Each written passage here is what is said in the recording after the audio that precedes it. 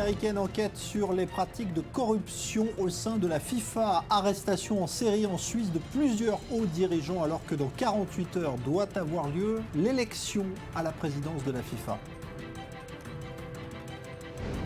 Israël a riposté après le tir d'une roquette venue de Gaza hier soir sur le sud du pays. Pas de victimes, pas d'escalade pour l'instant, mais des mises en garde de part et d'autre. 4 figures de la résistance française entrent au Panthéon ce soir. François Hollande veut honorer ceux qui donnent, je cite, chair et visage à la République.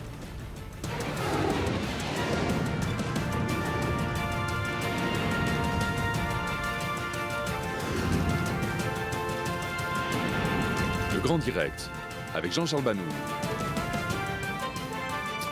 Bonsoir à tous. La riposte de l'armée israélienne a donc eu lieu ce matin après le tir d'une roquette depuis la bande de Gaza sur le sud d'Israël. C'était hier soir. Ce tir n'avait pas fait de victimes et il serait la conséquence, semble-t-il, d'une lutte au sein des mouvements palestiniens, d'où la riposte plutôt mesurée de Tsahal qui n'a pas fait de victimes côté palestinien. Le reportage dans le sud d'Israël de Mathias Inbar.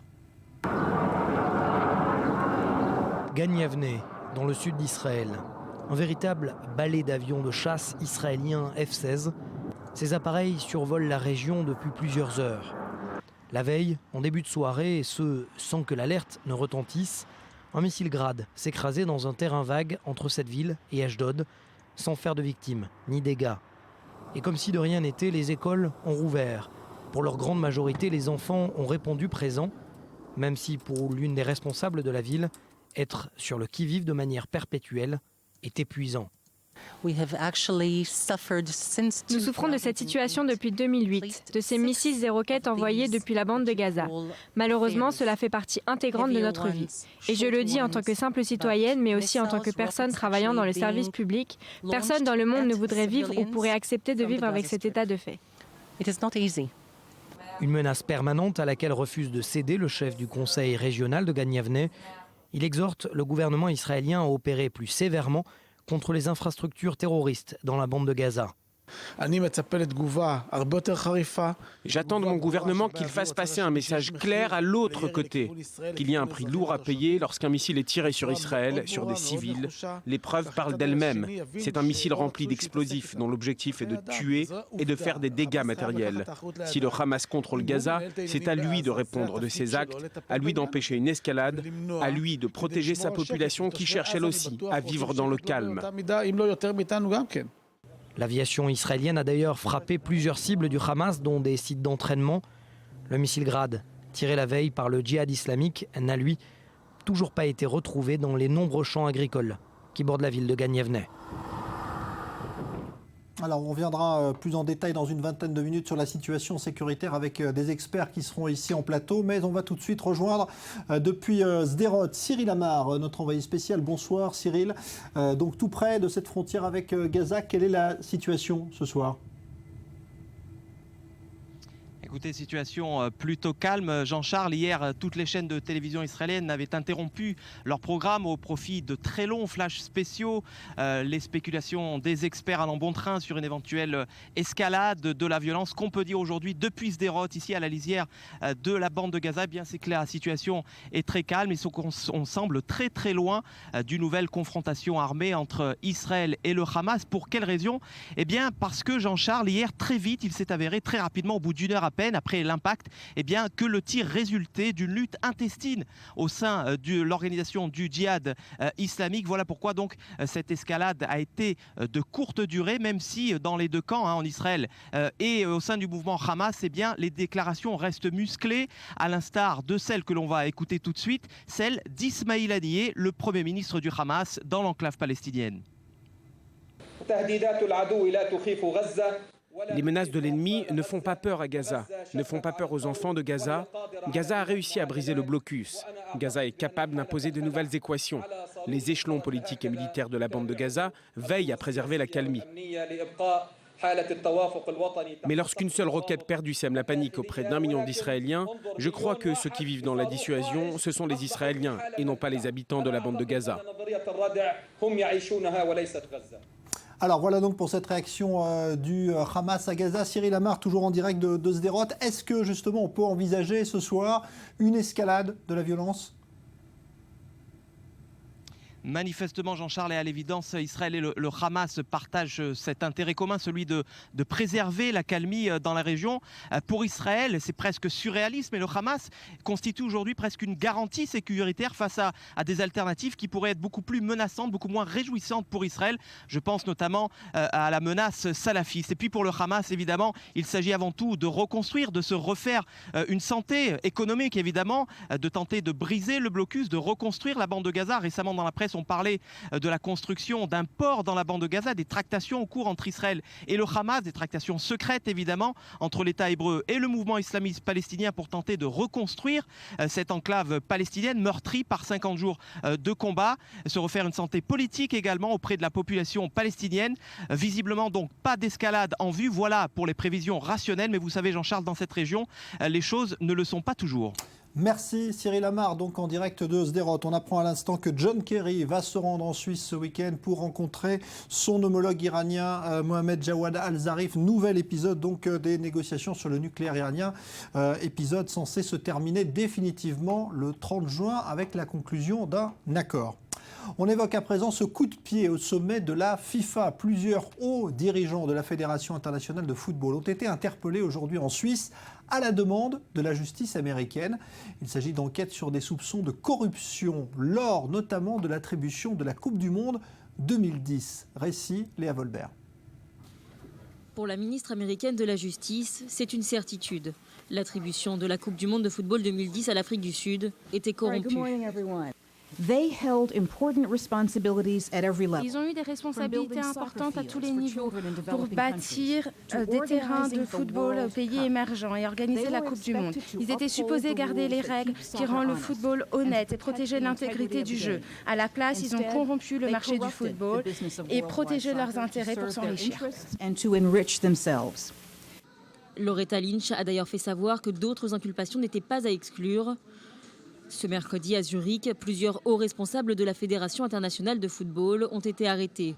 6 d'entre eux ont d'ores et déjà fait savoir qu'ils s'opposent à leur extradition. Parmi eux figure notamment Jeffrey Webb, vice-président de la FIFA et président de la Confédération de football d'Amérique du Nord, d'Amérique centrale et des Caraïbes. Eugenio Figueiredo, également vice-président de la Fédération, ou encore Eduardo Lee, président de la Confédération de football du Costa Rica. Pour l'heure, Sepp Blatter, le patron de l'organisation et candidat à sa propre succession, ne fait pas partie des personnes interpellées.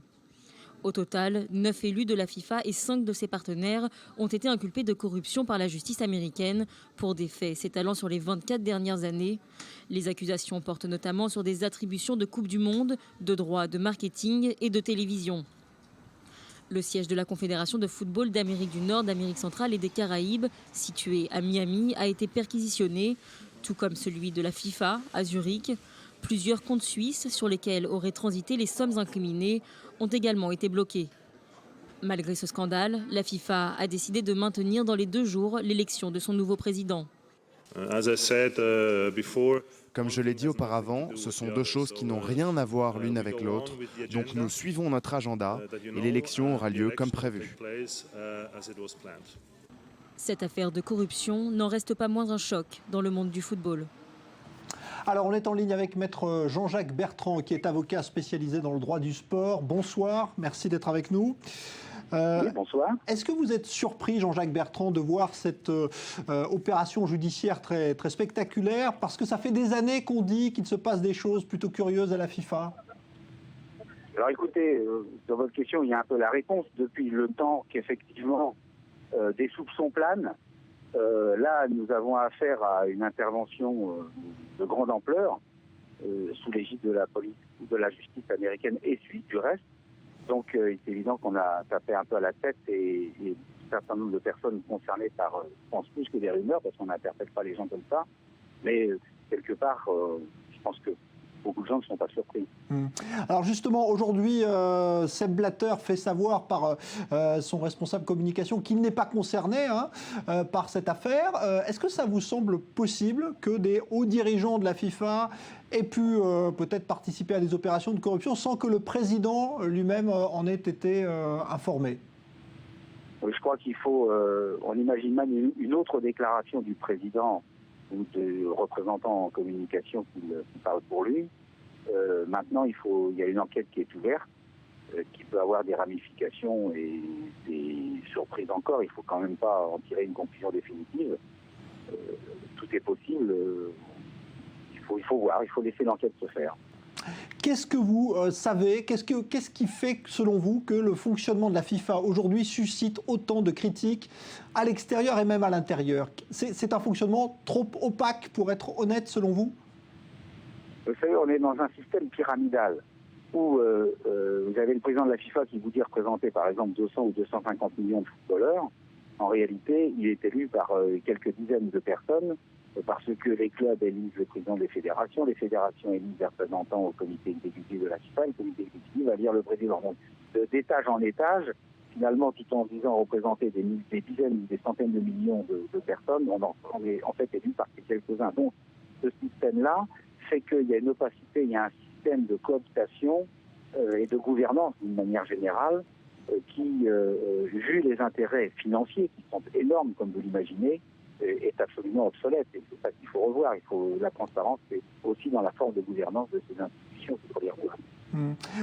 Le fait qu'on attribue des Coupes du Monde, ça génère évidemment beaucoup d'enjeux politiques, financiers. C'est presque inhérent au fait qu'il y ait la possibilité finalement de générer de la corruption.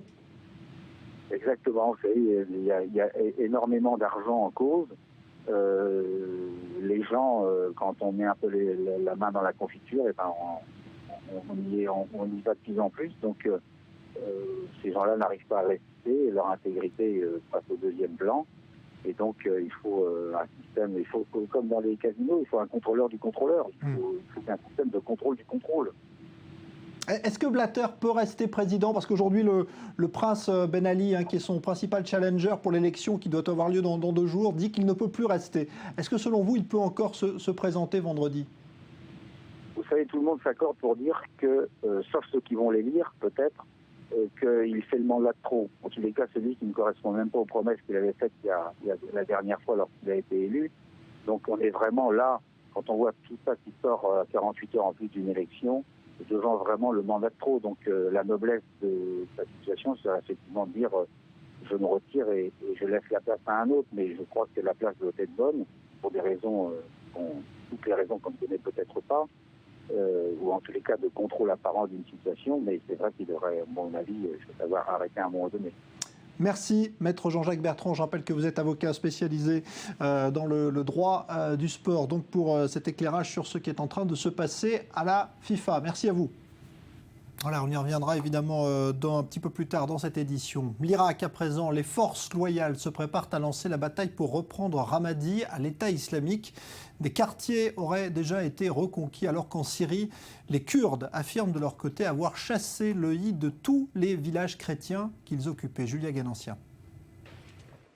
À Ramadi, les forces irakiennes gagnent du terrain. Soutenues par des milices chiites, elles tentent d'encercler les djihadistes du groupe État islamique avant de donner l'assaut. Secteur après secteur, des milliers d'hommes prennent position aux abords de cette ville stratégique. Nous avons repoussé une grande offensive des terroristes de Daesh sur Khalidia et un très violent combat s'est ensuivi. Ensuite, il y a eu la tempête et les terroristes de Daesh ont reculé à Jazirat el-Khaladia. Nous les avons affrontés et les avons attaqués avec une roquette Katusha. Ramadi, située à une centaine de kilomètres à l'ouest de Bagdad, a été conquise le 17 mai par les djihadistes. Semant la discorde entre les alliés de Bagdad, chacun se rejette la responsabilité d'une stratégie qui ne fonctionne pas vraiment. Les États-Unis ont effectué 3000 frappes aériennes depuis septembre 2014, mais ont accusé l'armée irakienne de manquer de volonté pour combattre le groupe État islamique. Les membres de la coalition se rendront à Paris le 2 juin pour parler de la situation. Sur l'Irak comme sur la Syrie, la mobilisation internationale doit donc se renforcer très vite.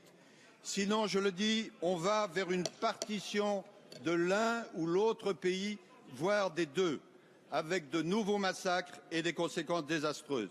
Et le temps presse. Pour l'instant, les frappes menées par la coalition internationale n'ont pas empêché l'État islamique d'avancer en Irak et en Syrie. Fort de dizaines de milliers d'hommes, l'État islamique a profité de la guerre civile en Syrie pour prendre le contrôle en 2013 de vastes régions du pays. L'organisation terroriste occupe désormais la moitié du territoire syrien. À Palmyre, ce mercredi, ils ont exécuté 20 hommes sur le site archéologique.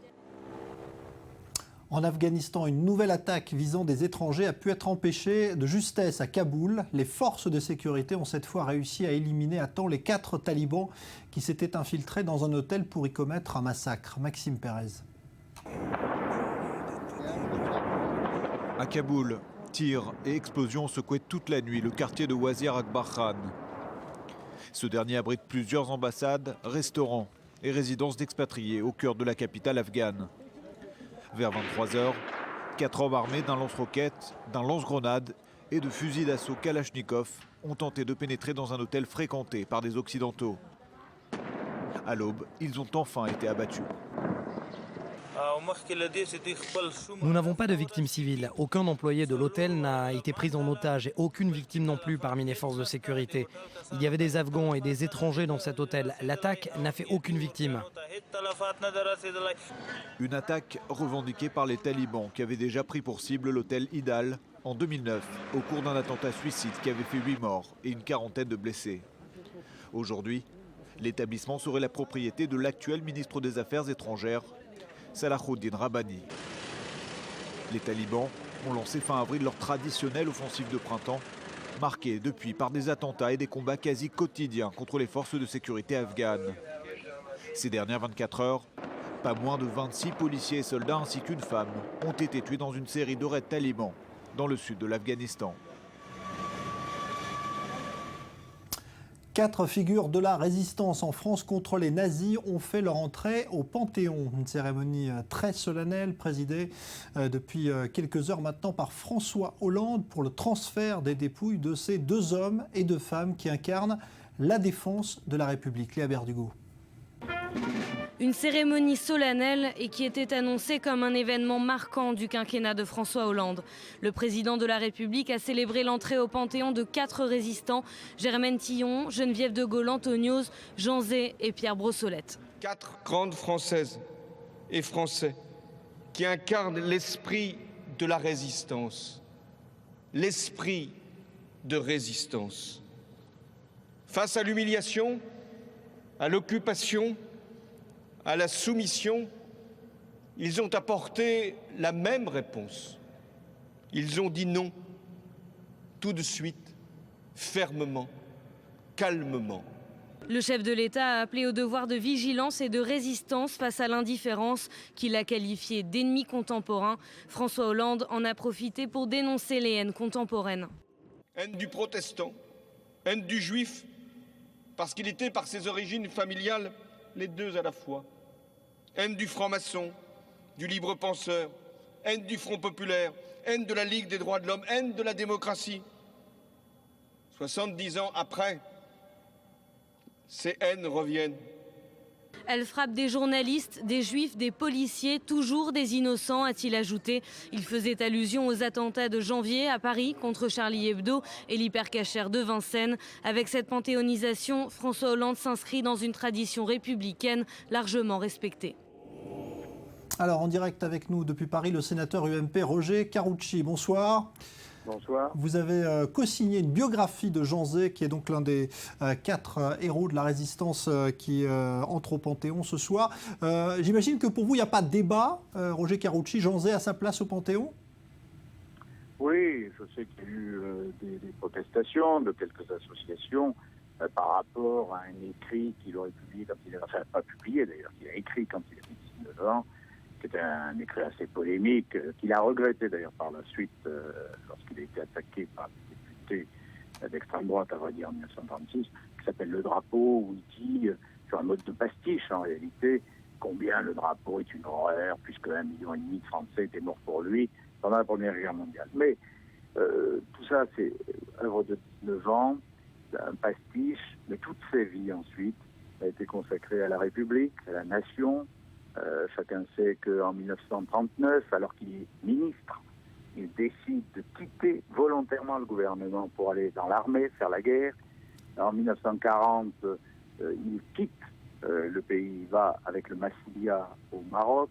Il est arrêté, revenu, arrêté par les autorités de Vichy.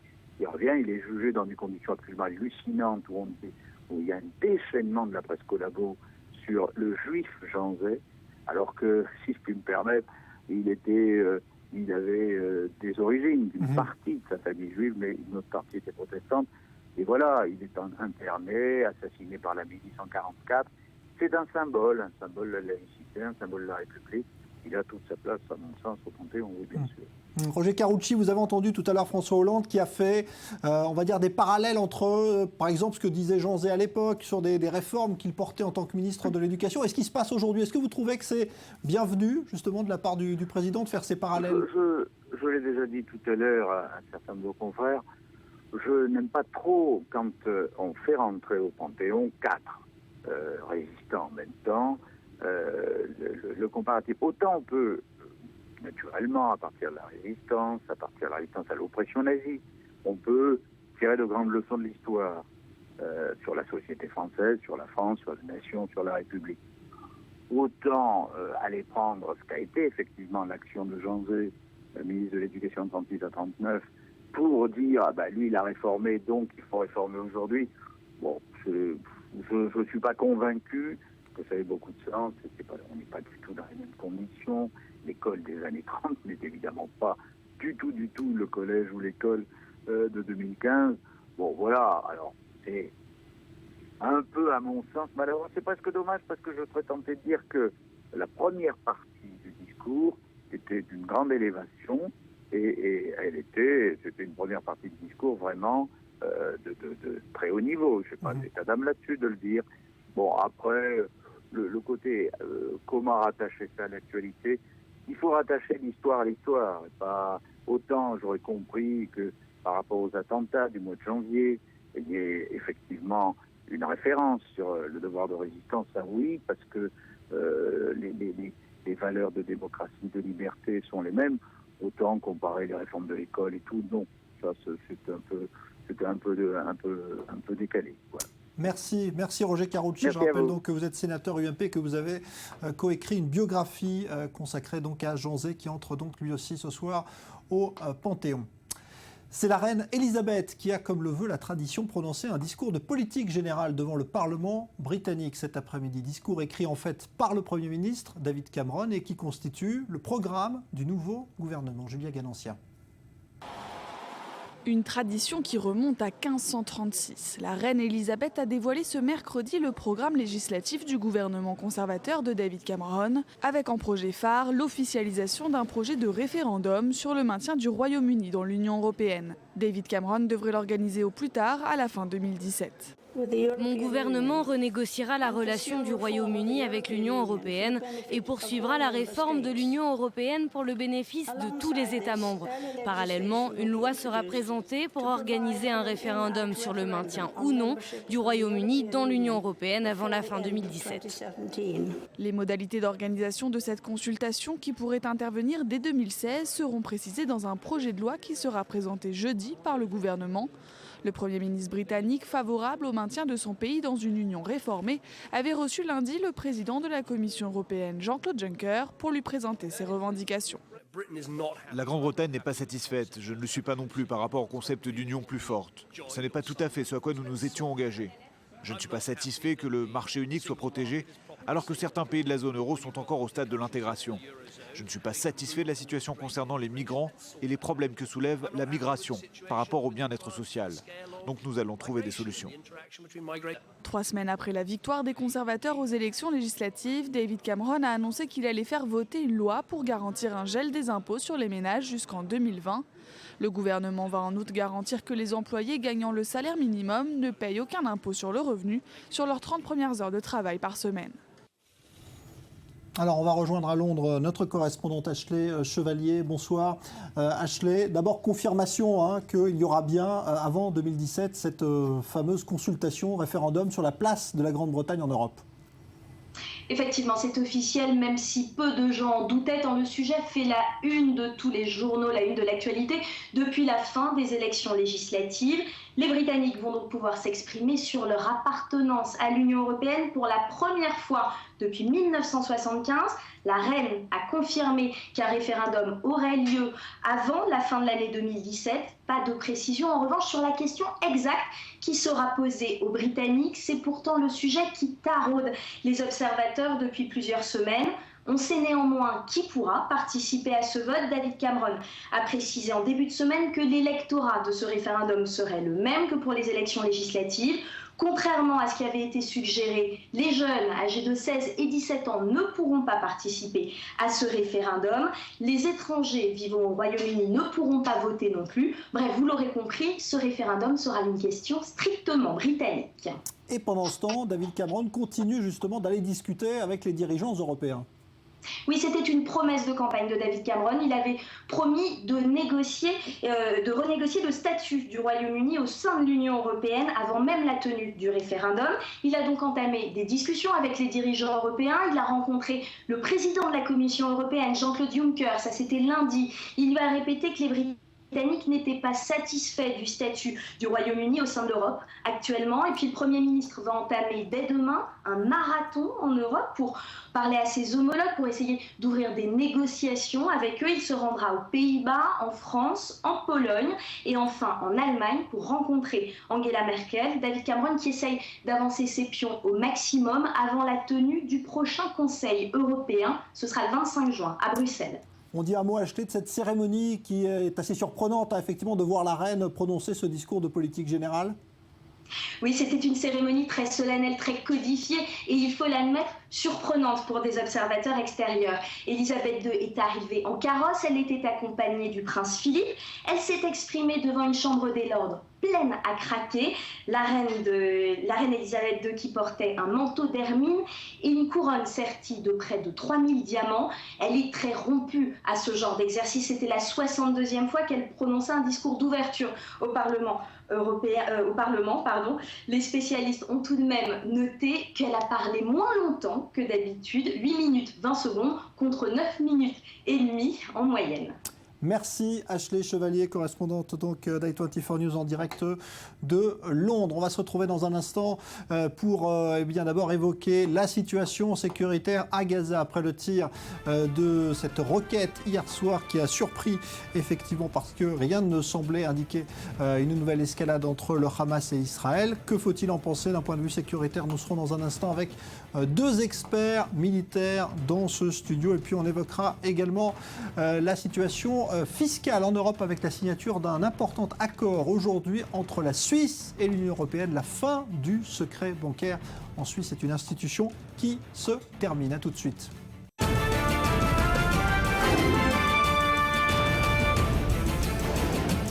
Enquête de la justice américaine sur les pratiques de corruption au sein de la FIFA. Arrestation en série en Suisse aujourd'hui de plusieurs hauts dirigeants, alors que dans 48 heures doit avoir lieu l'élection à la présidence de la FIFA.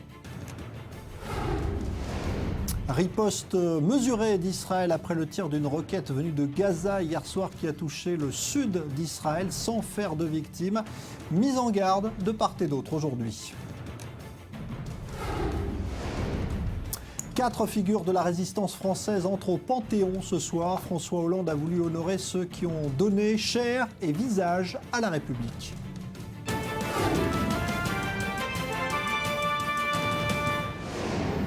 C'est sans doute le premier test sécuritaire pour la toute nouvelle coalition de Benyamin Netanyahou. Cette roquette tirée depuis Gaza qui est tombée dans le sud d'Israël hier soir n'a pas fait de victimes ni de dégâts. Et le Hamas a tenu à faire savoir qu'il n'était pas impliqué dans ce tir. Ce serait l'œuvre d'une autre organisation palestinienne. Thierry Lamar. Première épreuve de force pour Benyamin Netanyahou. 15 jours seulement après avoir obtenu du Parlement l'investiture de son cabinet, l'un des plus à droite qu'ait connu Israël. Le Premier ministre israélien promet de rester ferme face au Hamas. Israël tient le Hamas pour responsable de toute roquette tirée depuis Gaza. L'armée israélienne a agi immédiatement et avec force en réponse aux tirs de roquettes. Telle est notre politique. Nous ferons tout ce qu'il faut pour garder la paix obtenue suite à l'opération Bordure Protectrice. Même tonalité pour son ministre de la Défense. Moshe Ya'alon promet d'appliquer dans l'enclave palestinienne la loi du talion. Israël n'a pas l'intention de rester les bras croisés après les tirs d'hier contre ses citoyens par le djihad islamique. S'il n'y a pas de calme en Israël, la bande de Gaza payera un prix très lourd, tellement lourd qu'il conduira quiconque nous provoque à regretter ses actes. Je ne conseille à personne de nous mettre à l'épreuve. Des déclarations tonitruantes, mais pour l'ancien ministre Avigdor Lieberman, celle-ci cache mal la faiblesse de l'actuel gouvernement face au mouvement islamiste palestinien. La riposte aux roquettes tirées de Gaza est méprisante pour les Israéliens. On a tiré sur des bâtiments vides, visé des terrains vagues, tout cela pour dire qu'on a riposté. C'est une riposte pathétique d'un gouvernement pathétique. Une surenchère à droite avec laquelle Binyamin Netanyahou va devoir désormais composer en dehors et au sein même de son propre gouvernement. Alors, quelles conséquences justement, risque d'escalade ou pas? On en parle tout de suite avec nos invités. Bonsoir Olivier Rafovitch, colonel de réserve dans l'armée israélienne. Bonsoir Patrick Béthane, vous êtes expert en contre-terrorisme au centre interdisciplinaire d'Herzliya. Alors Olivier Rafovitch, c'est vrai que c'était un peu surprenant effectivement ce tir qui est arrivé presque sans préavis. Il n'y avait pas de tension palpable en tout cas ces derniers jours. Vous vouliez un préavis du Hamas? Non mais habituellement on voit quand même les choses arriver un peu plus... D'abord, c'est un acte de guerre, encore une fois, extrêmement grave. On tire des missiles de longue portée sur l'État d'Israël. Le Hamas dit que ce n'est pas lui. Pour nous, en Israël, et pour l'armée israélienne, évidemment, le Hamas est responsable de tout ce qui se passe dans la bande de Gaza lorsqu'on tire sur Israël. D'ailleurs, c'est la même chose du côté égyptien. Si des tirs viennent de Gaza vers l'Égypte, le Hamas est responsable. On a répondu par 4 frappes... je dis mesurées, en tout cas elles sont précises dans le sud de la bande de Gaza également, un petit peu au centre, contre des cibles du djihad islamique et également du Hamas. Il n'y a pas eu de victimes du côté du Hamas, mais pour nous, c'est quelque chose qui est inacceptable. Et c'est pas un missile tombe en Israël et il y a une frappe de représailles le lendemain et c'est terminé. Il se peut qu'il y ait d'autres frappes, il se peut qu'il y ait d'autres actions du côté israélien. Mais il y a également un élément assez intéressant que je voudrais signaler, c'est que l'Égypte a demandé à Israël d'avoir une réponse mesurée. Et je crois que ce n'est pas à l'Égypte de décider de la politique militaire de l'État d'Israël. En tout cas, on peut évidemment prendre en considération les positions de nos alliés dans la région contre le Hamas, mais ce n'est pas à l'Égypte, ni à aucun pays d'ailleurs, de dire à Israël comment se comporter lorsqu'on est attaqué. Et hier, des gens ont eu peur à Ashdod, des gens ont eu peur à Ashkelon, une petite fille, une jeune fille a été, je crois, à l'hôpital, d'autres enfants ont eu peur. On ne peut pas ici se permettre de continuer à avoir peur en Israël. Et ce qui s'est passé hier, c'est très grave encore une fois. Le Hamas dit que ce n'est pas lui.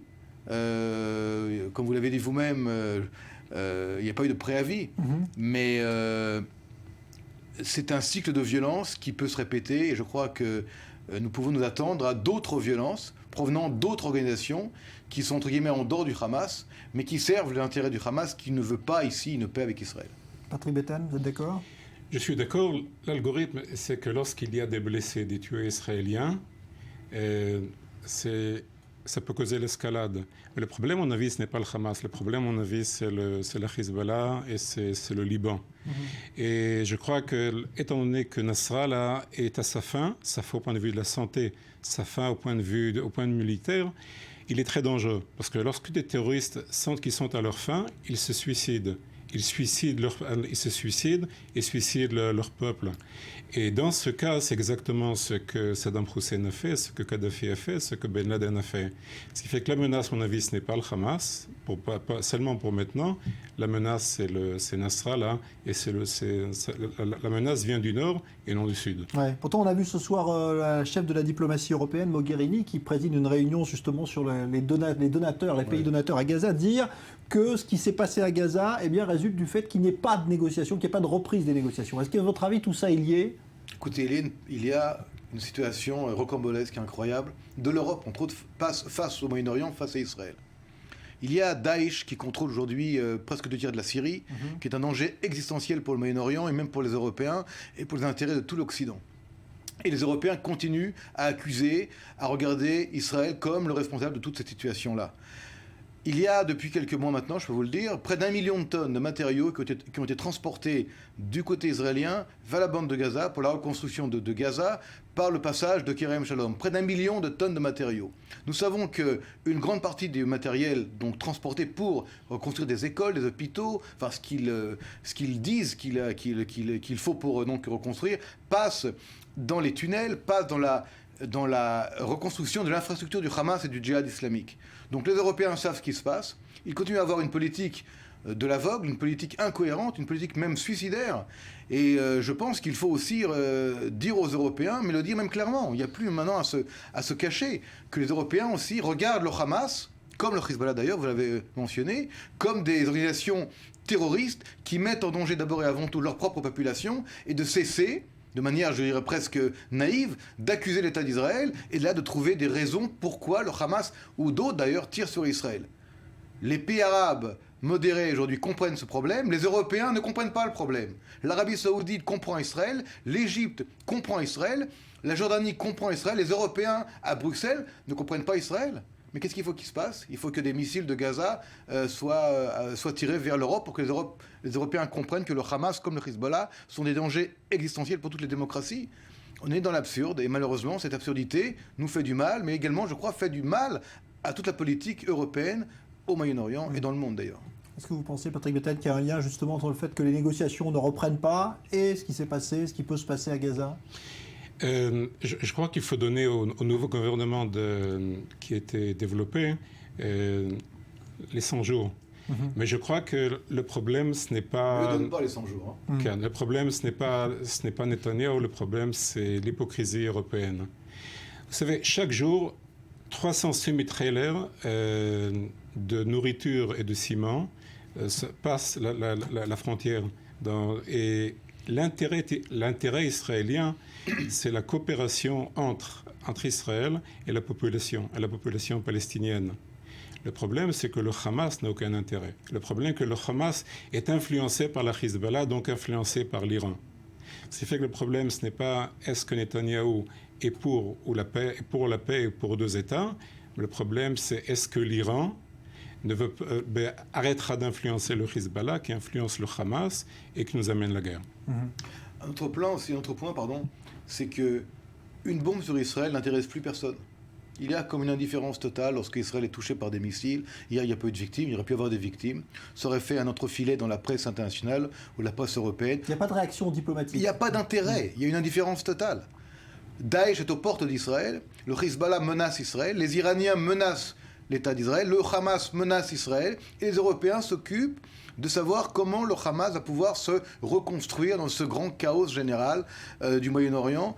Nous devons, nous, Israéliens, aujourd'hui, être très prudents, très vigilants. Je répète peut-être ce que je dis depuis très longtemps. Nous devons être très forts et surtout affirmer notre souveraineté et notre capacité à réagir sans prendre en considération des politiques de pays aujourd'hui en Europe qui ne font une politique de la peur, de l'autruche, qui se cachent, qui mettent leur tête dans le sable et qui attendent que ça se passe. Daesh continue à avancer. Vous savez que chaque jour, il y a des milliers de morts à quelques centaines de kilomètres d'ici. Il y a des prêtres chrétiens qui ont été assassinés, décapités dans la région de Palmyra. Aucune réaction, aucun intérêt, comme si ça n'existait pas. Les Européens aujourd'hui regardent vers Jérusalem, regardent vers Israël, posent des questions, essaient de créer une espèce d'équation en disant si Israël ne fait pas la paix avec les Palestiniens, alors il y aura la guerre, alors il y aura des problèmes. Non, non. Il faut que les Européens commencent à s'occuper du problème s'ils le veulent, de manière sérieuse, prendre les véritables ennemis comme des ennemis, frapper les ennemis comme il le faut et ne pas attendre que ça se passe par un coup de baguette magique. Je crois que aujourd'hui Bruxelles montre une incapacité, montre, je dirais presque une impuissance politique et diplomatique. D'ailleurs, on le voit à Palmyra, on le voit à Ramadi, on le voit dans toutes les villes qui ont été prises par les djihadistes de Daesh. Il y a comme une volonté d'avancer et de se dire, eh bien, nous ne craignons personne ni rien. Et les Européens vont continuer à critiquer Israël, vont continuer à nous attaquer à nous au niveau diplomatique. Mais en tout cas, l'islamisme intégriste avance partout, vous l'avez dit vous-même, le Hezbollah, les islamistes, les salafistes, chiites ou sunnites d'ailleurs, et les Européens attaquent Israël. Nous devons nous être très prudents parce qu'il y a comme une solitude dans cette incohérence de la politique européenne. Et nous devons être, nous, encore une fois, très très forts et aussi très prudents et vigilants. Vous partagez cet optimisme? Je partage. Et, okay. Il y a aussi un point, c'est les États-Unis. Je crois que les États-Unis commencent à chercher d'autres horizons, l'Asie. Et on commence déjà à recevoir beaucoup d'armes très sophistiquées pour qu'Israël, avec l'Arabie Saoudite et l'Égypte, résoudent eux-mêmes les problèmes. Et Obama n'est plus, à mon avis, sa tête n'est pas là. C'est vrai. Elle est sur l'Iran, puisque d'ailleurs on a appris, donc je le disais tout à l'heure, que Kerry allait rencontrer Zarif ce week-end de nouveau à Genève pour parler du dossier du nucléaire iranien. Merci Patrick Bethane, merci Olivier Rafovitch. On parlait de cette réunion qui a lieu ce soir à Bruxelles, justement, pour faire le point sur la situation des dons qui avaient été promis pour la reconstruction de Gaza, car les milliards promis n'ont pas été versés, loin s'en faut. On fait le point avec Joseph Emmanuel. Ils se réunissent à Bruxelles pour résoudre la crise financière qui touche Gaza. Les pays donateurs pour la Palestine viennent du monde entier. Leur objectif, évaluer les efforts internationaux pour soutenir les institutions et structures d'un État palestinien. Federica Mogherini devrait présider la délégation de l'Union européenne. Côté palestinien, le Premier ministre, Rami Hamdallah, sera présent. Il compte mettre ses partenaires au travail pour arriver, sinon à une résolution du conflit, au moins à une résolution de papier pour accélérer la reconnaissance de l'État de Palestine. Car la situation économique n'est pas bonne pour les Palestiniens, en particulier à Gaza. Pas moins de 3 rapports internationaux consacrés à cette question viennent d'être publiés. 3 rapports et un point commun, pointer les principaux responsables de cette situation. Le blocus imposé par Israël et l'Égypte à la bande de Gaza, le fossé politique entre l'autorité palestinienne et le Hamas, et le non-versement des promesses d'aide internationale. Alors qui sont les bons et les mauvais payeurs ? Parmi les mauvais, le Koweït, qui n'a rien versé des 200 millions promis. Le Qatar et l'Arabie Saoudite n'ont de leur côté versé que 10% de la somme promise. Parmi les bons payeurs, la Grande-Bretagne, 80% des 32 millions de dollars promis ont été versés. Les États-Unis également ont versé 232 millions de dollars sur les 277 promis. Mais la palme du meilleur payeur revient à la France. Elle a versé 100% de ses engagements, des engagements qui s'élevaient à 10 millions de dollars. Lors de la dernière conférence pour la reconstruction de Gaza, les donateurs s'étaient engagés à verser 3,5 milliards de dollars. 7 mois plus tard, seul un tiers de la somme a été versé. Jusqu'au début 2010, les Palestiniens étaient le peuple le plus aidé au monde. L'aide internationale, toutes origines confondues, allait jusqu'à 4 milliards de dollars par an. Mais ces dernières années, les donateurs ne tiennent plus leurs engagements. L'une des raisons possibles, ils fatiguent de voir leurs fonds partir en fumée à chaque conflit militaire avec Israël. Alors, on accueille Nadia Ellis, bonsoir, chercheuse à l'université de Tel Aviv. Vous êtes spécialiste dans l'analyse du discours. Et justement, ce que dit la Banque mondiale, en gros, c'est quoi? C'est une accusation de ceux qui ne donnent pas, qui avaient promis? Eh bien, non. Écoutez, je vais vous citer en fait la déclaration de la Banque mondiale puisqu'elle est très intéressante. Alors, la Banque mondiale souligne que le chômage dans la bande de Gaza a augmenté en 2014 pour atteindre, je cite donc, 44%, le taux probablement le plus élevé du monde. Et elle ajoute aussi que 39% de la population vit sous le seuil de pauvreté, bien que 4 habitants sur 5 reçoivent une aide. Et ensuite, elle précise en fait qu'il faudrait qu'Israël et d'autres acteurs internationaux agissent, mettent en place des réformes pour, je recite, renverser le récent inquiétant ralentissement de la croissance économique et éviter que l'enclave ne connaisse une dangereuse crise financière.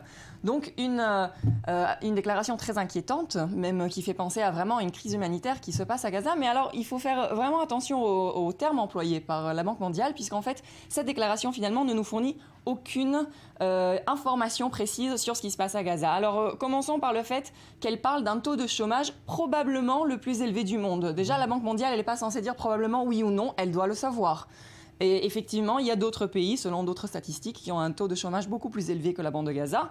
Évidemment, c'est très grave ce qui se passe à Gaza, mais en tout cas, on a le Népal qui dépasse le 50%, on a le Zimbabwe qui atteint le 70%, donc il y a d'autres pays qui ont un taux de chômage plus haut. Ensuite, on parle de seuil de pauvreté, donc la population qui vit 4 sur 5 au-dessous du seuil de pauvreté. Alors le seuil de pauvreté, c'est un niveau de revenu, en fait, au-dessous duquel on considère qu'un ménage vit dans un état de pauvreté. Sauf que ce seuil, bien évidemment, est relatif à l'endroit dont on parle. Alors, par exemple, pas tout le monde ne sait pas qu'en Israël, il y a le taux de pauvreté enfantine le plus haut de l'OCDE. C'est-à-dire que, évidemment, dans une économie qui est quand même florissante comme celle d'Israël, il y a énormément de pauvreté et on ne peut pas comparer ce seuil de pauvreté avec le seuil de pauvreté de Gaza. Donc il faudrait comprendre de quel seuil de pauvreté il s'agit. Et ensuite, la phrase qui commence par « bien que » ils reçoivent, 4 sur 5 reçoivent donc une aide, ça peut être interprété de deux manières. Ça peut vouloir dire qu'ils vivent en dessous du seuil de pauvreté malgré le fait qu'ils reçoivent une aide, ou encore ça pourrait vouloir dire qu'ils vivent sous le seuil de pauvreté, mais ils reçoivent donc de l'aide, ce qui améliore la situation. Donc on ne peut pas savoir. Et puis peut-être la partie la plus intéressante de cette déclaration, la Banque mondiale nous dit qu'il faut renverser le récent et inquiétant ralentissement de la croissance économique. Donc ça veut dire, si je prends cette déclaration, qu'il y a une croissance économique qui est en train de ralentir. Il n'y a pas de crise économique encore. Et effectivement, c'est confirmé parce qu'après, la Banque mondiale dit qu'il faut éviter que l'enclave ne connaisse une dangereuse crise financière. Donc ça veut dire qu'elle n'est pas en crise aujourd'hui. Évidemment, tout ça, ce n'est pas pour diminuer la problématique de ce qui se passe à Gaza, mais disons que cette déclaration qui est quand même très inquiétante, qui fait croire vraiment à une crise humanitaire, ce qui n'est pas du tout le cas, et d'ailleurs même selon l'ONU, il n'y a pas de crise humanitaire à Gaza aujourd'hui, et pourtant c'est un terme qui est utilisé et employé à plusieurs reprises par la presse, eh bien cette déclaration nous met dans un état de panique quelque part, mais finalement ne nous fournit pas un état des lieux vrai et fiable de ce qui se passe à Gaza aujourd'hui. Merci Nadia Ellis, donc de l'Université de Tel Aviv.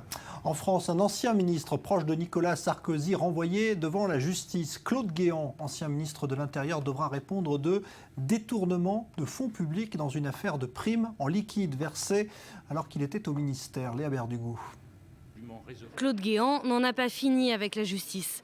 Les faits auraient été perpétrés de 2002 à 2004 lors du premier passage de Nicolas Sarkozy au ministère de l'Intérieur.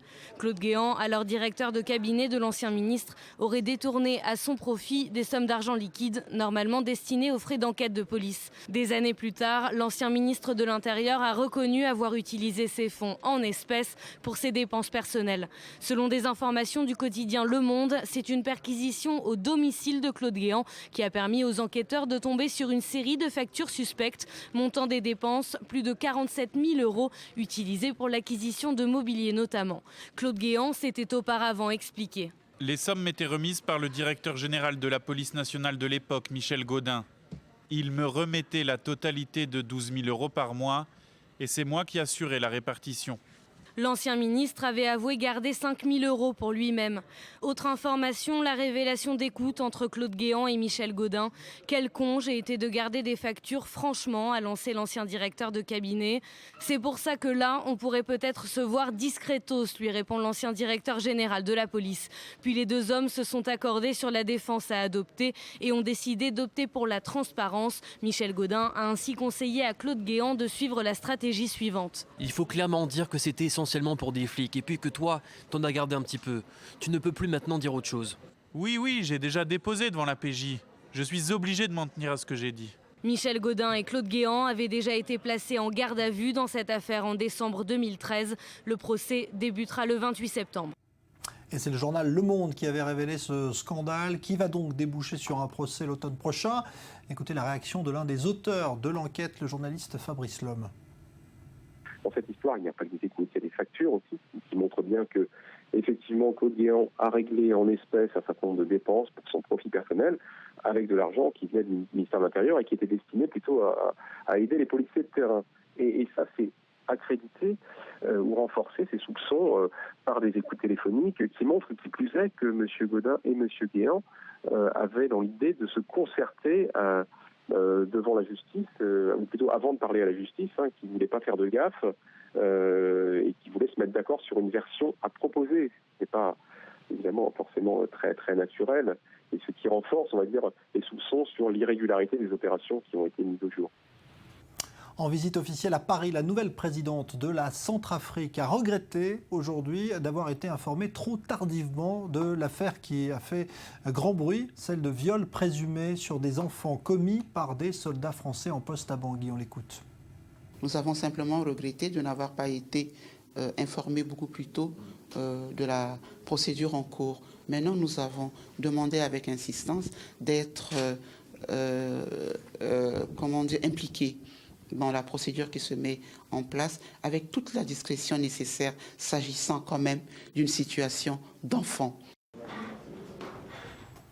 Le mot quota n'est plus employé, mais l'Europe veut demander à ses États membres d'accueillir chacun plusieurs milliers de migrants. C'est la décision annoncée aujourd'hui à Bruxelles. Léonore Jory.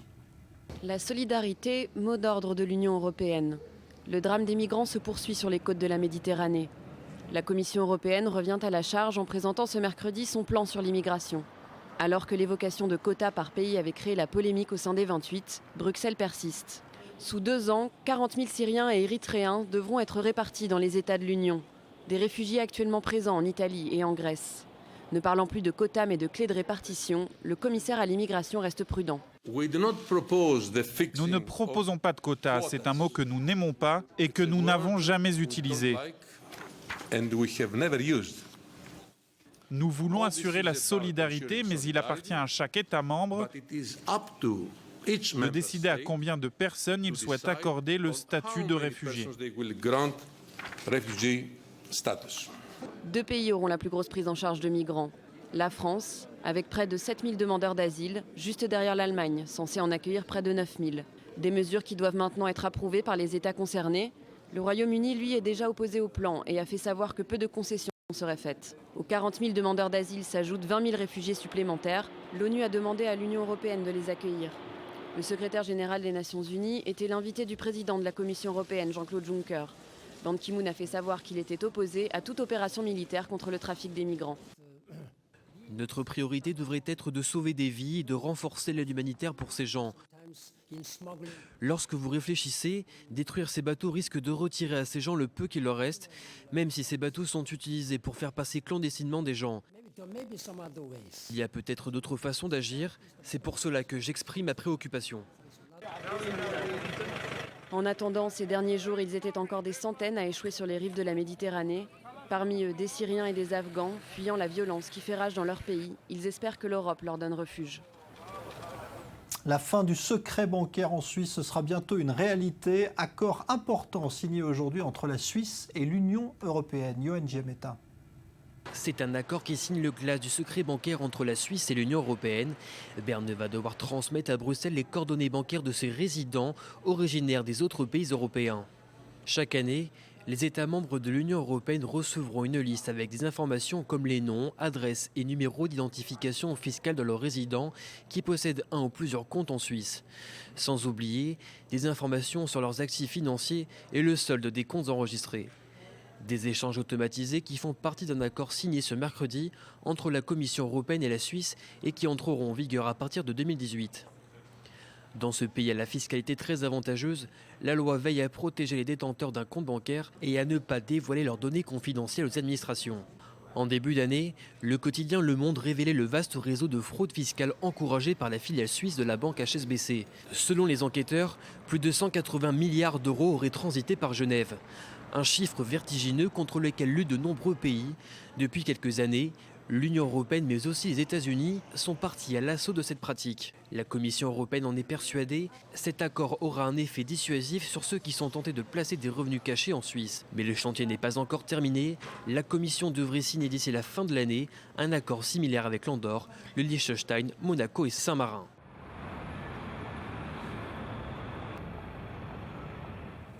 Démission aujourd'hui de l'émissaire spécial du Quartet pour le Proche-Orient. Il s'agit de l'ancien Premier ministre britannique Tony Blair, fatigué sans doute de ne pas avoir réussi à faire avancer le dossier israélo-palestinien. Et quand il n'y a pas de solution, il y a parfois des initiatives privées pour rapprocher les deux populations en les faisant mieux se connaître. Exemple avec ce reportage à Jéricho, Uri Shapira, Léa Volbert. Depuis toujours, l'Iran désirait visiter la ville de Jéricho, située en Cisjordanie et considérée comme la plus ancienne cité du monde. Mais en tant que juif israélien, difficile pour lui de se promener librement dans les zones contrôlées par l'autorité palestinienne. La semaine dernière, son rêve est devenu réalité. Mon cœur s'est mis à battre la chamade. J'avais entendu tant de choses sur cette ville qui est géographiquement si proche. L'Iran a participé à un nouveau programme binational, Tiyul Rila, Un programme qui réunit Israéliens et Palestiniens le temps d'un voyage de 2 jours afin de leur permettre de mieux se connaître tout en visitant des sites historiques en Cisjordanie et en Israël. Nous avons créé un modèle autour d'un voyage à thème historique qui présente différents narratifs, différentes mémoires, différentes identités. Le concept de base est de dépasser les contingences politiques et d'apprendre à connaître l'autre partie, son histoire, sa culture, sa vision du monde. Un voyage d'agrément pour certains, un véritable défi pour d'autres. Nour El Hayek, une jeune Palestinienne de Jéricho, a dû affronter sa famille, qui désapprouve sa participation. Ma famille a souffert de l'action de Tsahal. Ma maison a été détruite et mon frère, qui était le chauffeur d'autobus en Israël, a été tué par balle. Ma famille n'était pas content que je participe à ce tour, mais j'ai exposé mes objectifs du groupe et expliqué qu'il existe des Israéliens qui souhaitaient la paix tout autant que moi. Difficile pour les organisateurs du programme de trouver les mots justes. Le sujet est sensible et provoque souvent de vifs échanges. Les narratifs sont multiples. Parfois, les divergences ne sont que de simples nuances, par exemple en ce qui concerne le roi Hérode, et les Juifs peuvent se sentir lésés. Une invitation à la découverte, à la discussion. 2 jours qui permettent aux participants du programme Tiyul Rila de poser un nouveau regard sur cette région si sensible. Dans un instant, nouveau point sur l'actualité, ce sera avec Elsa Mimoun. On va se retrouver dans une douzaine de minutes pour évoquer bien les tout derniers développements du scandale qui éclabousse la FIFA et les conséquences que cela peut avoir. Et puis on vous donnera des nouvelles également de ces quadruplés nés d'une mère de 65 ans en Allemagne. A tout à l'heure.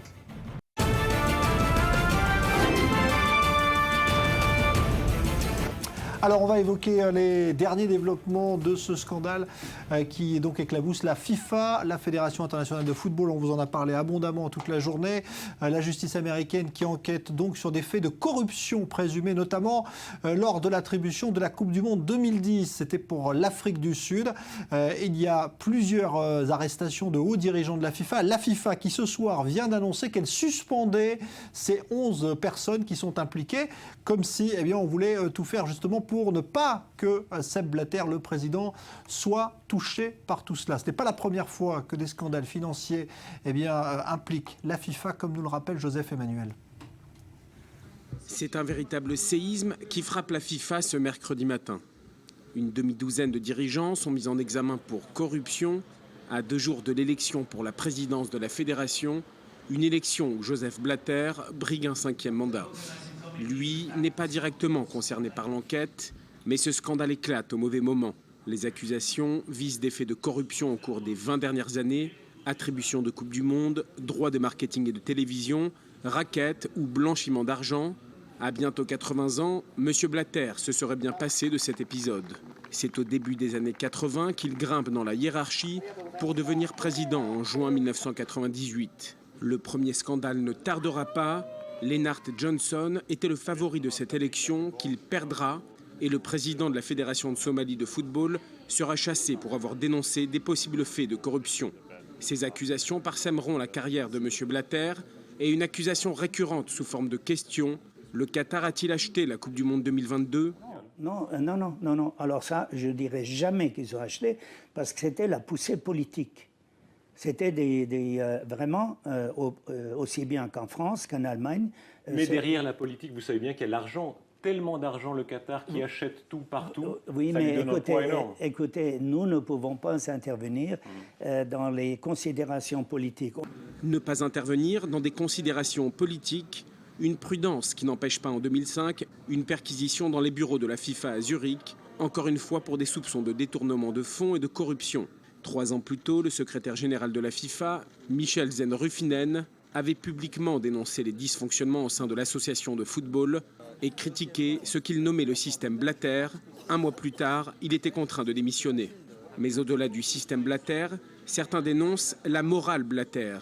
En 2010, le président s'attire les foudres des associations gays pour avoir invité les homosexuels à s'abstenir de toute activité sexuelle pendant la Coupe du Monde de 2022. Des propos liés au regard que porte le Qatar sur l'homosexualité. Chez les joueurs également, le président de la FIFA ne fait pas l'unanimité. En 2013, quelques jours après la publication des nominés pour le Ballon d'Or, M. Blatter sort de son rôle et affirme publiquement préférer Lionel Messi à Cristiano Ronaldo. La raison ? Joseph Blatter ironise sur la coupe de cheveux de Ronaldo. Le joueur visé répondra par la suite. Cela montre clairement le respect et la considération de la FIFA pour moi, pour mon club et mon pays. Beaucoup de choses s'expliquent désormais. Beaucoup voient dans l'enquête ouverte ce mercredi matin l'occasion de lever de nombreuses interrogations sur la FIFA. La richissime instance a enregistré en 2014 un chiffre d'affaires de près de 2 milliards d'euros, des enjeux financiers immenses avec au centre un homme ayant le pouvoir d'un chef d'État, Joseph Blatter. Alors, on en parle avec Boaz Bismuth. Bonsoir. Bonsoir. Vous êtes éditorialiste au quotidien Israël Hayom. Vous connaissez bien le milieu du sport et vous avez approché de très près ces instances. Vous n'êtes pas surpris, évidemment, comme beaucoup de gens, ce soir, de ce qui se passe?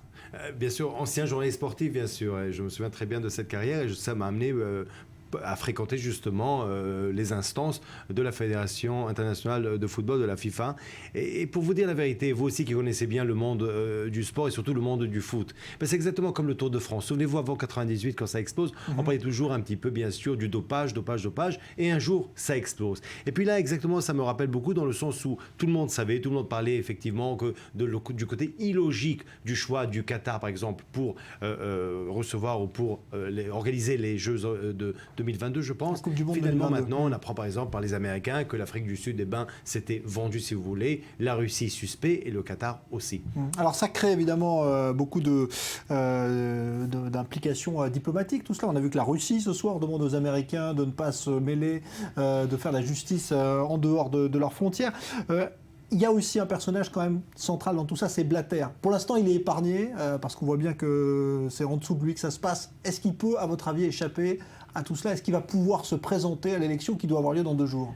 Comme a dit le porte-parole aujourd'hui à Zurich, il a dit bien sûr, c'est un grand jour parce qu'on va nettoyer bien sûr, mais bien sûr, personne ne peut s'attendre à ce que Joseph Blatter aujourd'hui danse sur les tables. Je pense que lui aussi, déjà, son 5e mandat maintenant est mis en question. Vous avez vu très bien que l'UEFA demande de reporter le congrès qui devait avoir lieu vendredi. Alors, vous avez parlé de politique et regardons un petit peu, analysons un petit peu, prenons un peu tous les protagonistes. Prenons les Américains, ceux qui révèlent un peu le scandale, les Russes qui vont bien sûr toujours contre les Américains, et bien sûr aussi l'Afrique, le tiers-monde, le monde arabe, et on va expliquer un petit peu. Déjà les Américains. Alors en 94, regardez un petit peu justice faite, ou un peu, comment on va dire, un petit peu les Américains un peu jouent pas le fair play. Pourquoi? 94, la FIFA donne aux Américains à recevoir, bien sûr, organiser les Jeux, le mondial de 94. Les Américains réussissent un très beau mondial, mais ne gagnent pas la Coupe du Monde. 21 ans après, eux qui étaient contre le hors-jeu, souvenez-vous, mettent maintenant la FIFA hors-jeu. C'est eux qui révèlent, parce qu'avec les Américains, on ne s'amuse pas. Les Russes, eux, doivent recevoir le mondial de 2018. A priori, là aussi, il y aurait des sous-tas, bien sûr, comme dans beaucoup de choses à la FIFA,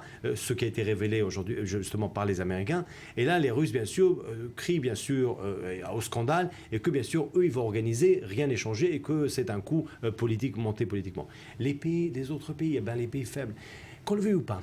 Vous savez, la FIFA, il y a plus de 200 pays. 200 pays, beaucoup plus que les pays aux Nations Unies. Et puis finalement, regardez, par exemple, je ne vais pas citer maintenant pour ne pas penser de corruption, mais des petits pays africains, des petits pays au CONCAF, des petits pays en Amérique du Sud, la force qu'ils ont, et parfois aussi des pays pauvres, des délégués pauvres qui se retrouvent là à Zurich, entre des lingots d'or, si vous voulez, dans le milieu du foot, et la corruption, ou la tentation de la corruption, et malheureusement, on se retrouve aujourd'hui dans ce scandale énorme, et finalement, je crois qu'il y aura un petit peu nettoyage de cette maison, c'est obligatoire. Ouais. C'est un problème, c'est un mal, l'argent, mais c'est en même temps un mal nécessaire. On ne peut pas imaginer le football sans argent aujourd'hui, et ça génère évidemment ce type de comportement. On cherche à acheter le droit d'organiser des compétitions. Alors déjà, il y a un problème avec l'argent. Vous savez, moi, j'adore le football. J'adore le football. J'ai grandi avec une certaine équipe anglaise que malheureusement, elle n'est pas assez riche aujourd'hui pour redevenir ce qu'elle était avant, Liverpool, pour tout vous dire. Alors, on voit à quel point aujourd'hui, il faut être riche pour gagner. C'est un peu le foot. Alors, on va dire que c'est pas très moral. Toujours est-il, je pense qu'il n'y a aucun sport au monde qui a réussi à faire rêver le monde entier, de Mauritanie et jusqu'en Océanie, les jeunes enfants et les vieux et le monde entier. Regardez tous les 4 ans le succès du mondial. Ça ne va pas tuer, bien bien sûr le football, ça ne va pas tuer la FIFA, ça va seulement le nettoyer jusqu'au premier rang de corruption. La corruption date depuis très longtemps, on le voit de partout. Et par ailleurs, juste pour montrer un petit peu, nous, on est les derniers à donner des leçons. Regardez, vendredi, pas plus tard qu'après-demain, la FIFA, on devait parler aussi de quoi? On devait parler d'Israël et de la Palestine. Alors bien sûr, peut-être qu'on va reporter. Et il y a deux choses qui me viennent tout de suite à la tête. La première, si on peut acheter tellement facilement les délégués, et compte tenu du fait que nos ennemis sont beaucoup plus riches que nous, aïe aïe aïe, heureusement que peut-être le vote va être reporté. Deuxième chose, quand on voit un peu la corruption révélée en Israël comme à l'autorité palestinienne, on n'a pas de leçon à leur donner. Voilà, bon, en tout cas, c'est une affaire qui ne fait peut-être que commencer. 11 personnes, en tout cas, suspendues ce soir par la FIFA, celles qui sont impliquées dans ce scandale. Merci, Boaz Bismuth. C'est d'ailleurs votre éditorial demain matin dans Israël Hayom qui sera... Pour montrer à quel point c'est important. Voilà, sur le thème justement de cette action qui concerne la FIFA. Vous vous souvenez également du buzz mondial suscité par l'annonce de la grossesse de quadruplé en Allemagne d'une femme âgée de 65 ans. Leur naissance prématurée il y a quelques jours pose aujourd'hui de vives inquiétudes quant à leur survie. Johan Giametta. Ces enfants sont en danger de mort. Annegret Roning, une Allemande de 65 ans, a donné naissance ce lundi à des quadruplés. Une promesse médicale qui cache un problème de taille. Les nourrissons sont des grands prématurés, nés après seulement 26 semaines de grossesse. À ce stade, leur développement est loin d'être achevé et c'est dans une couveuse qu'ils devront le terminer. Face à ce défi, l'équipe médicale essaye de rester confiante, même si la santé des nourrissons a de quoi les inquiéter. Ce sont des enfants qui peuvent mourir, qui peuvent contracter des maladies lourdes ou avoir des séquelles. Ils sont maintenus à une température de 37 degrés comme dans le ventre de leur mère. On essaie de stabiliser leur fonction vitale. La plus critique est la respiration. C'est grâce à une fécondation in vitro en Ukraine qu'Annegret Roning a pu tomber enceinte une nouvelle fois.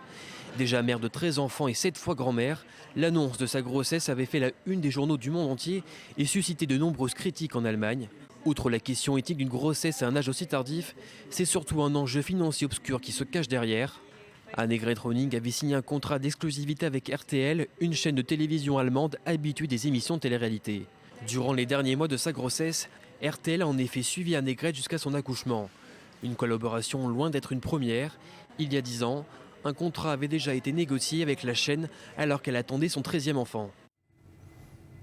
Alors, éclairage tout de suite avec le docteur Jose Rien, médecin gériatre qui est en ligne avec nous depuis Jérusalem. Bonsoir, docteur. Bonsoir, M. Banoun. Bonsoir à tous les auditeurs. Est-ce qu'on peut imaginer que cette mère de famille ait finalement pensé à son intérêt financier avant de penser à l'intérêt de ses enfants dont on voit aujourd'hui que leur vie est menacée? Écoutez, je ne peux pas porter de jugement, mais je trouve ça quand même lamentable. Je trouve ça assez scandaleux. C'est un jugement personnel, au-delà du jugement médical. On est quand même dans quelque chose qui est une sorte de dérive. Et rappelez-vous, il y a quelques jours, lorsque vous m'aviez invité sur votre plateau, nous en avions parlé. Nous avions parlé de ces dérives d'argent, de ces dérives mercantiles, de ce business. Il est en train de se créer un business autour de cette affaire, de ces affaires-là. Et aujourd'hui, on en a le vivant exemple. On avait également, lors de notre entretien, mis le point sur les dangers de ces grossesses chez les personnes âgées, personnes très âgées, au-delà de 60-65 ans, très âgées, en tout cas pour avoir des grossesses et enfanter. Et un des problèmes que nous avions listés était justement, au-delà des problèmes pour la maman, les problèmes de la prématurité chez ces petits-enfants. Donc là, aujourd'hui, on en a un vivant exemple.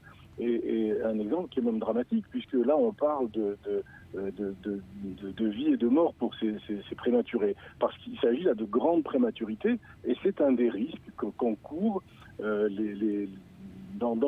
qu'on rencontre dans ce genre de grossesse chez des personnes âgées de plus de 60 ans, 65 ans.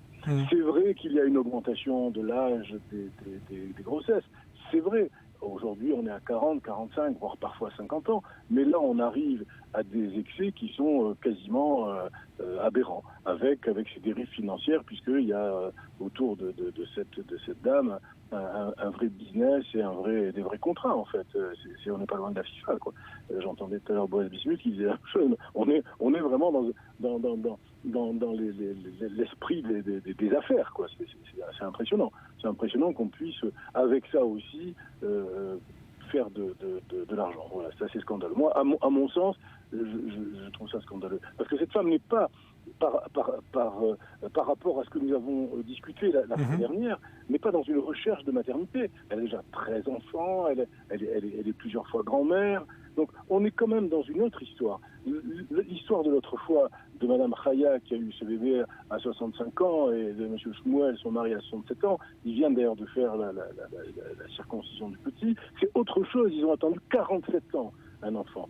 Bien sûr que ça pose des problèmes, bien sûr que ça pose des problèmes éthiques, ça pose des problèmes de santé, mais on est dans une autre chose, on est dans une aspiration à la paternité, dans une aspiration qui est largement différente et qui n'est pas du tout médiatisée dans un sens mercantile. Tandis que là, on est dans une affaire de gros choux. Et là, je dis stop, là, je dis c'est pas normal, on atteint des sommets dans l'inconséquence et l'inconscience.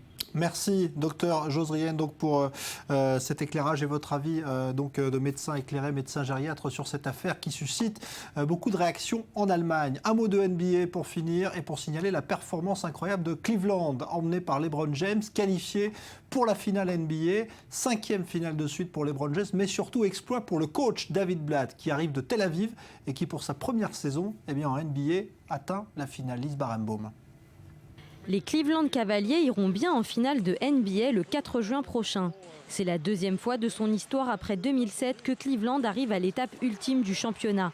Cette année, les hommes de David Blatt ont balayé les Atlanta Hawks 118-88 pour y accéder. Pour Blatt, fraîchement débarqué du Maccabi Tel Aviv, qui a remporté l'Euroleague la saison dernière, c'est un quasi sans faute. Même si le retour de LeBron James chez les Cavaliers est aussi pour beaucoup dans ce succès. LeBron est revenu à la maison. J'ai quitté la mienne pour venir ici. J'ai laissé beaucoup de gens que j'aime, dont je suis proche, pour réaliser ce rêve, pour profiter de cette opportunité incroyable pour ma carrière. C'est un grand sacrifice par rapport à ma famille et mon foyer, mais ça vaut le coup.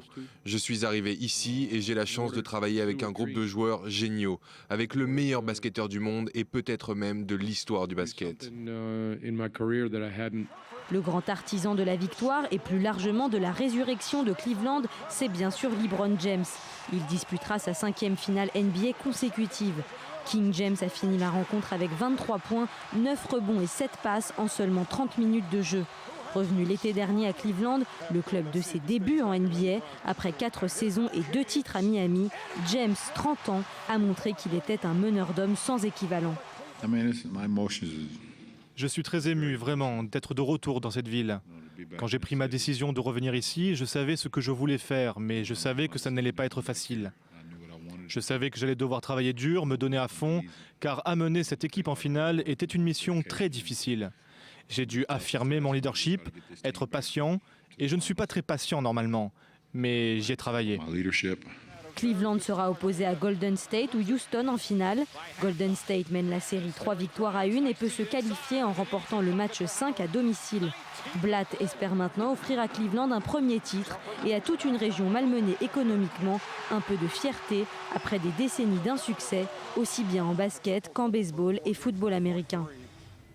Voilà, on va se retrouver demain soir, évidemment. Dans un instant, vous avez rendez-vous avec Elsa Mimoun pour un nouveau point sur l'actualité et notamment, évidemment, les tout derniers développements du scandale qui éclabousse la FIFA, la Fédération internationale de football. Très bonne soirée à vous tous.